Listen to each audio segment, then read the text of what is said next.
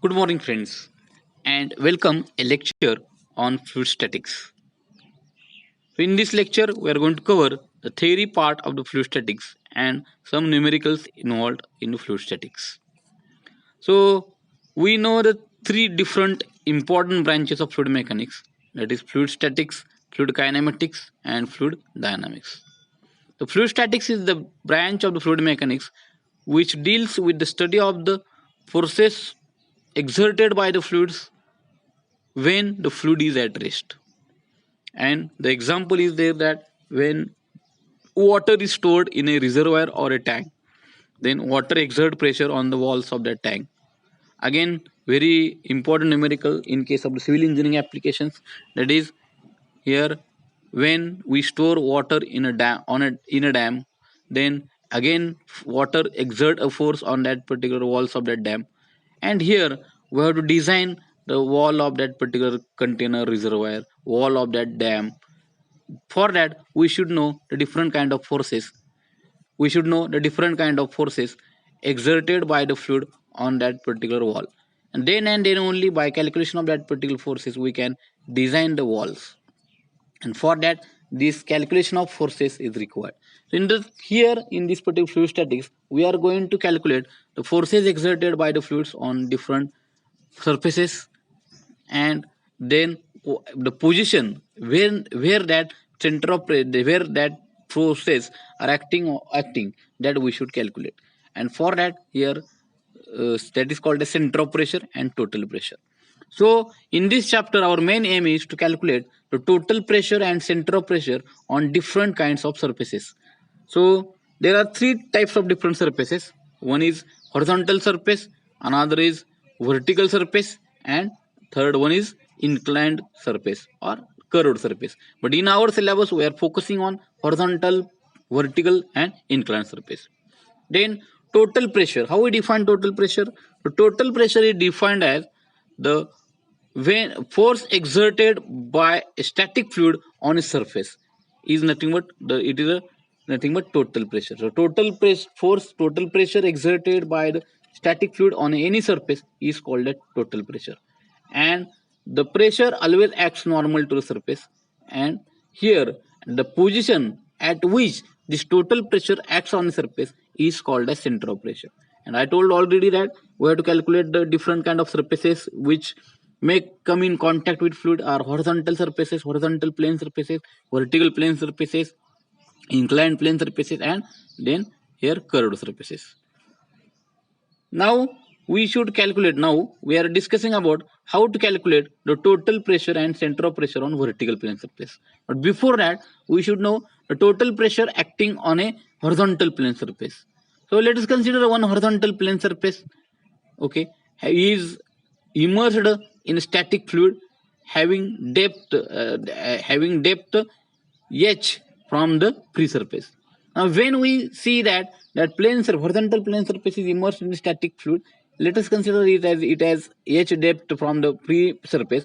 Free surface means the surface the layer of that particular surface which is exposed to the atmosphere. So for that particular surface here, for horizontal plane surface, the center of gravity, then center of pressure, then the depth is going to be same. Therefore we can say that for horizontal plane surface h is equal to h bar is equal to depth of center of gravity from the free surface, and h star is equal to center of pressure position. So these all three positions are same from the free surface. So h is equal to h star is equal to h bar for plane surface, and total pressure acting is equal to what? Pressure force is then pressure intensity is equal to rho gh into area. So rho gh or rho gh bar, because h is equal to h bar, so rho gh bar and h is equal to h bar is equal to h star for horizontal plane surface. So that basic we are going to use for the vertical plane surface. So as for horizontal plane surface, all the points are at equidepth from the mean free surface. Therefore, the total pressure acting on each and every point is same, and the position of center of pressure is h star is equal to same as that of the h bar. But in case of the vertical plane surface, what happens? Every point is at different depth. Therefore, to calculate the total pressure on vertical plane surface, it is quite difficult as compared to horizontal plane surface. And center of gravity is also going to be differ than that particular H, and then again it will differ than H star. Therefore, we have to calculate this H star, and we have to calculate on this particular total pressure force. What we are going to consider in that case? Let us consider this arbitrary shaped body which is immersed in a static fluid. Okay, then what is vertical plane surface? Then to calculate the total pressure and center of pressure, what we are going to consider? One horizontal strip or elemental strip we are going to consider having depth is equal to dh and width is equal to b. Okay, and this elemental strip is placed at h depth from the free surface. Okay, then the center of gravity of that particular plane surface, let us consider it as a at g position, and let us consider this h g is from h bar from the vertical that free surface, and let us consider center of pressure p is at h star depth from the free surface.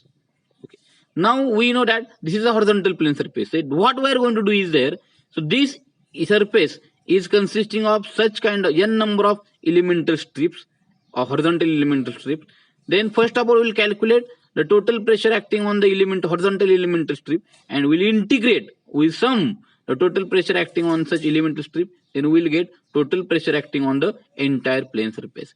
As this strip is horizontal and is at h depth, therefore total pressure intensity acting on that particular strip is equal to rho gh. Okay, therefore is equal to rho gh, and area of that particular surface strip is equal to b into dh.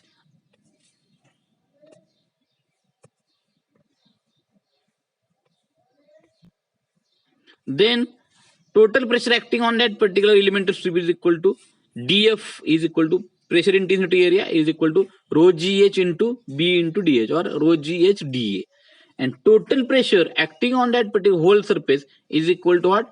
F is equal to integration of df is equal to rho gh b dh, and therefore is equal to what? Rho g into bh dh. But hda here we can say that b into dh is equal to da, therefore is equal to integration b into h into dh is equal to h into da. Now this, what is this indicates? That it is a moment of area. H into da means what? It is a moment of surface area about the free surface, and then is equal to a, and here that moment, that surface is taking moment only along its cg, therefore integration da is it equal to a, but integration of h is equal to, it is a depth h bar from the free surface, therefore because the movement is only taking place along the center of gravity of that particular surface, therefore integration h da is equal to ah bar.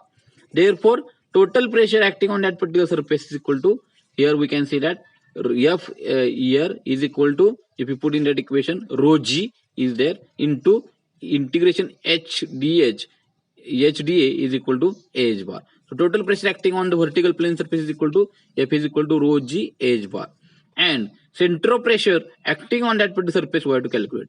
And for center of pressure is nothing but the total, the position at which the total pressure act, and it is denoted by letter h star, that we have to calculate. And for that what we are going to do is there, we are going to use the principle of momentum, that here the moment of resultant force about an axis is equal to sum of the moments of the components about the same axis. So if you consider the total pressure F into its momentum is equal to F into H star is equal to the summation of dF into H. So the moment of force dF acting on the strip is equal to dF into H, and is equal to rho gh b dh into H, and here it is equal to what? This will become rho g h into b dh into h is equal to rho g into b into h dh, therefore is equal to rho g into b h square dh, but b is a constant, therefore we can take it outside. So rho g b h square dh, or sorry, b dh is equal to da, therefore rho g into h square da, and h square da is nothing but what? Moment of area, and it is called as moment of inertia about the surface with respect to free surface, and therefore it is equal to what? I naught, we are denoted by letter what? I naught. So integration h square dA is equal to I naught. Therefore, the moment acting on the elemental sum of the moments acting on that surface is equal to here is equal to rho g I naught, because rho g already is there. H integration h square dA area integration is equal to I naught. So sum of moments about free surface is equal to rho g I naught. Now this moment and total pressure moment about the free surface is equal to F into H star, and that we know that, therefore F is equal to rho g H bar. Therefore rho g H bar into H star is equal to rho g I naught. If we then rho g will get cancelled, and H naught H star is equal to what we are getting here is equal to I naught divided by H bar. But it is very difficult to calculate the moment of with respect to free surface. Therefore we want to calculate the moment with respect to CG, and for that we are going to use the parallel axis theorem. That is equal to IG is equal to, let us consider IG is equal to moment of area about an axis passing through CG, and that moment is equal to Ig plus I naught is equal to, in that case I naught is equal to Ig plus AH bar square. So parallel axis theorem, and then we put in that equation. Therefore H star is equal to here Ig plus AH bar square divided by H bar. So if you split Ig divided by H bar plus H bar square divided by H bar is equal to H bar. So this is the equation of H star. That is H star is equal to Ig divided by H bar plus H bar, where Ig is moment of inertia of an body with respect to CG. Okay, and H bar we know. Therefore we say that center of pressure always lie below center of gravity, because the resultant force is switching towards the downside. So this way we have to calculate the equation.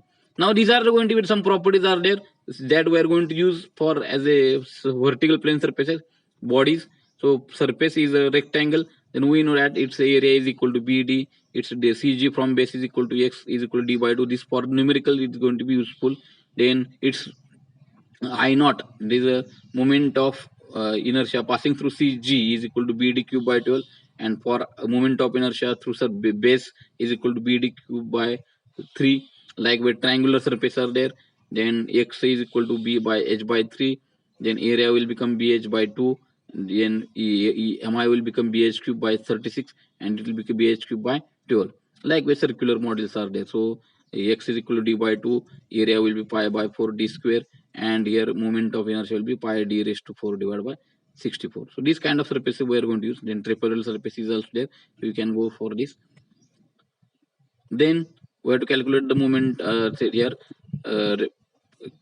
vertical plane surfaces, how to calculation of the center of pressure and the total pressure. Then here one of the surface is given. A rectangular plane surface is 2 meter wide and 3 meter deep. It is in vertical plane. Determine the total pressure and position of center of pressure on the plane surface when it is immersed in horizontal, and first is coincides with water surface and 2.5 meter below the free surface. So first case it is coincides with the free surface, therefore H bar will become definitely 3 by 2 half of 3, therefore H is equal to half of 3 1.5. Then area will become what, 3 into 2 is 6 meter square. Then F in that case is equal to what will be F is there horizontal there, F is equal to rho g H bar. Rho we know water, it is immersed in water, therefore 1000 into 9.81 into area 6 into 1.5. So this F will become 82.29 kilonewton. Depth of center of pressure H star is equal to Ig divided by H bar plus H bar, and therefore Ig is equal to M moment of inertia about free center of gravity, and is equal to BD cube by 12, and it will become B is equal to 2 and diameter depth is equal to 3, therefore BD cube by 12 will become 4.5, I naught will Ig will become 4.5, and therefore H star is equal to, we can put substitution, 2 meter.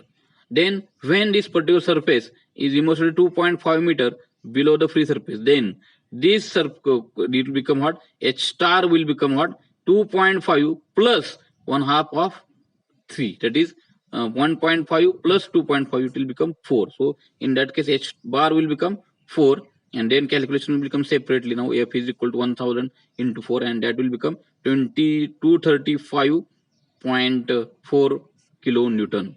Okay, then H star Ig is equal to, we can say that H star, we can go for again, Ig will be same.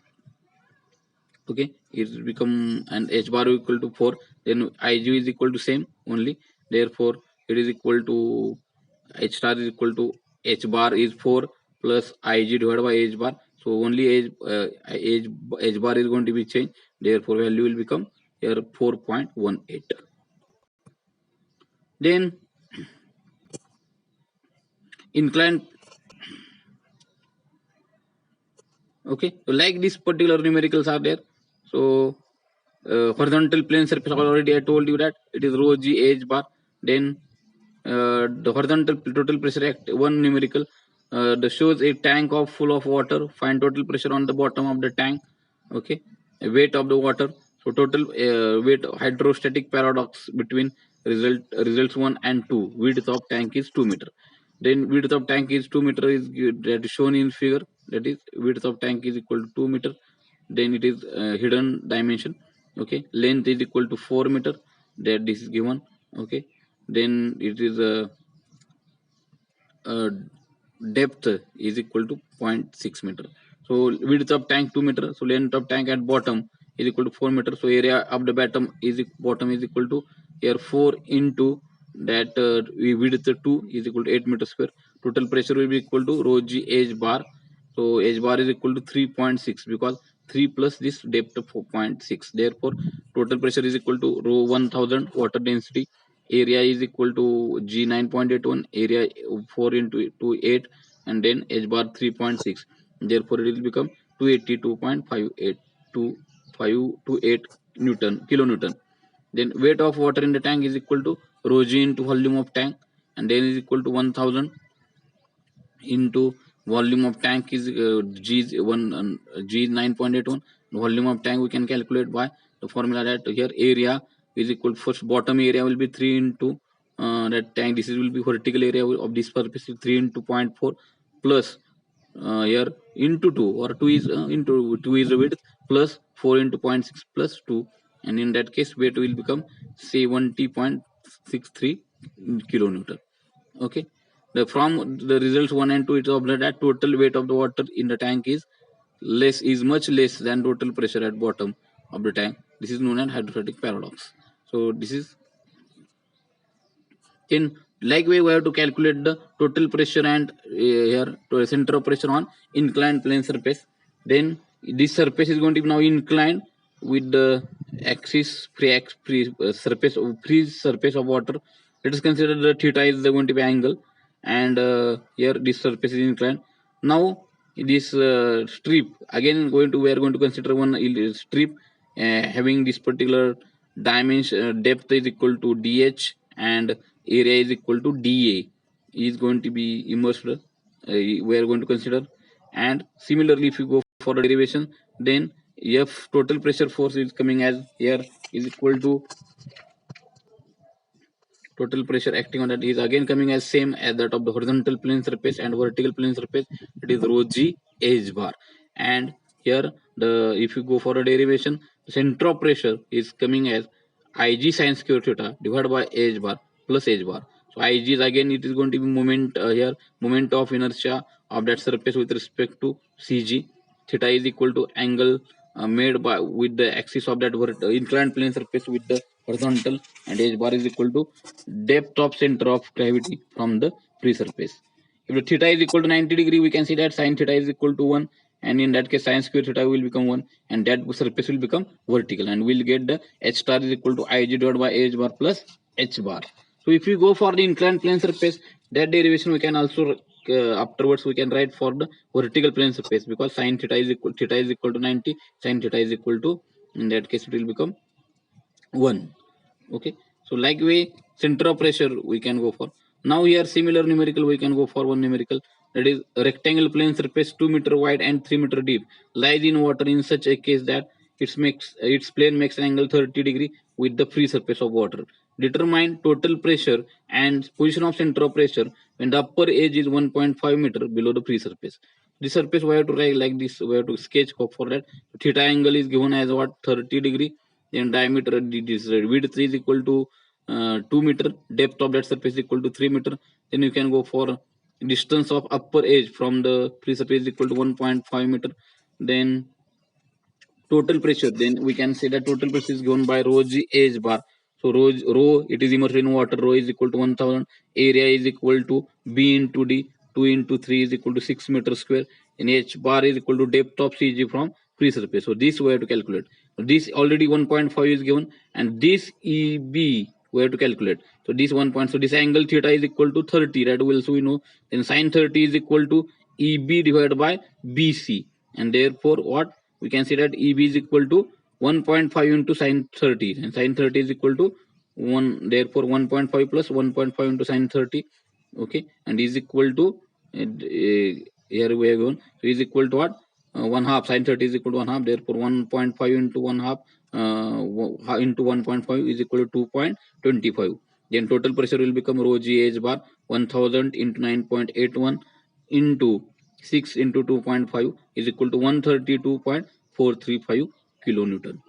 Okay, then it is going to be the position, then position of center of pressure, we know the formula, h star is equal to ig sin square theta divided by h bar plus h bar, where ig is equal to bd cube by 12 rectangle plane surface. Already we have gone for one table calculation of cg, area, etc. So ig is equal to bd cube by 12 is equal to 4.5 meter raised to 4.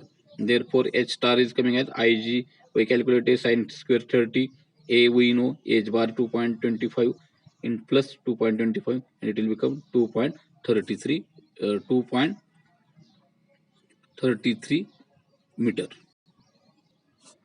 Then again there are going to be theoretical concept in this particular chapter, that is buoyancy. When any object is immersed in a fluid, then the fluid is having tendency to uh, to uh, to experience or to exert a force in upward direction, exactly opposite to gravity force, and it is called as buoyancy.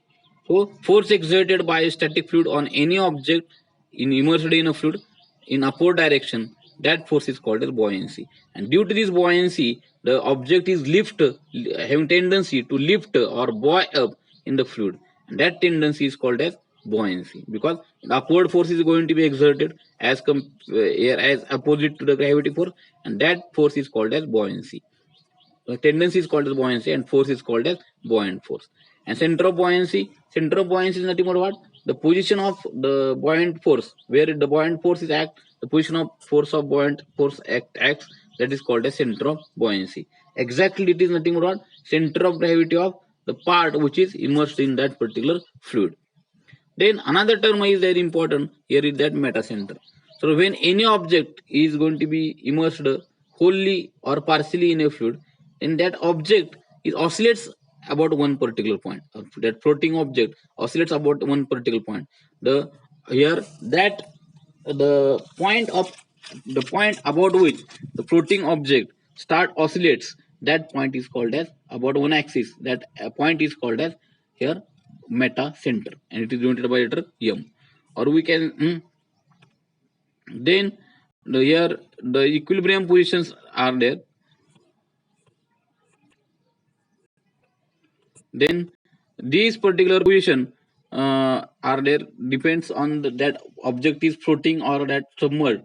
Their equilibrium position depends on the submerged bodies. The equilibrium position depends on the position of buoyant center of gravity and center of buoyancy. So if stable equilibrium position, if center of buoyancy is above the center of gravity, then when that object is going to be disturbed, then due to disturbed position, one couple is going to be formed. That couple is formed in the direction the and opposite to the direction of rotation, and that couple brings that body to the equilibrium position. So the stable equilibrium, that center of gravity, center of buoyancy should be always above center of gravity. In that case, we'll getting the stable equilibrium position.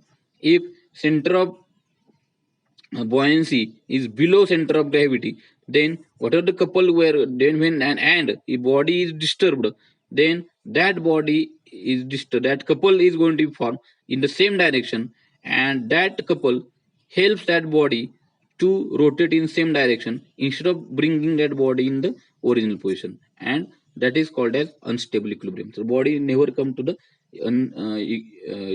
original position. And another is the neutral equilibrium, where B and G, buoyancy force and center of buoyancy and center of gravity, coincides at the same point, and that is called as what? Neutral equilibrium. So this is going to be for these are the equilibrium position for submerged bodies which are completely submerged in water, and those bodies are floating. Their stable equilibrium positions, that is three equilibrium positions are there: stable, unstable, and here neutral. Then for the body's stable equilibrium, it depends on the metacenter position and center of gravity. If metacenter M is above the center of gravity, then again if that body is disturbed, disturbing couple is formed in the opposite direction, and that disturbing couple will bring that body to the original position. So that way we can say that when that body will come to the original position when that metacenter is above the G. Okay, and when metacenter is below the G, then here in this position, then it is opposite to the stable equilibrium condition. Disturbing couple is formed in the same direction of rotation, and it will help that body to further rotate in that direction, and that it will not come to the original position. So it is called as unstable equilibrium. And another is the neutral equilibrium, where this particular stable H, that center of gravity and metacenter, they are going to be act at the same position. That body will achieve new position in that case. So that is called as, so stability of floating body depends on metacenter M and G, and stability of submerged body depends on center of buoyancy position B and center of gravity position G. Okay, thank you for listening first lecture on the fluid statics. Thank you.